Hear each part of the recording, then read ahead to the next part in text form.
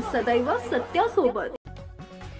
हैदराबाद गॅझेटनुसार बंजारा समाजाने आदिवासी आरक्षणात समावेश करण्याची मागणी केली असता त्यांच्या विरोधात आज शहादा शहरात आदिवासी बांधवांमार्फत मोफत भव्य जनाक्रोश मोर्चा काढण्यात आला।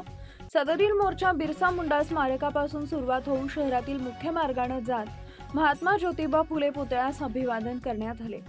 त्यानंतर मोर्चेकरांनी डॉक्टर बाबासाहेब आंबेडकर पुतळ्याला अभिवादन केले।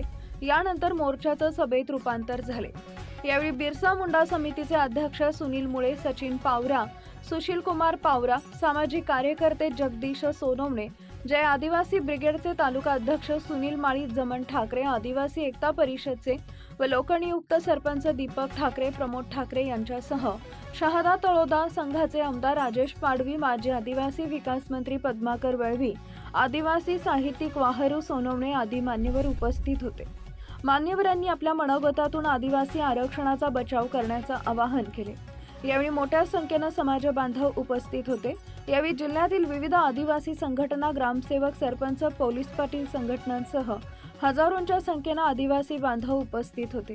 यावेळी पोलिसांचा मोठा फौजफाटा तैनात करण्यात आला होता।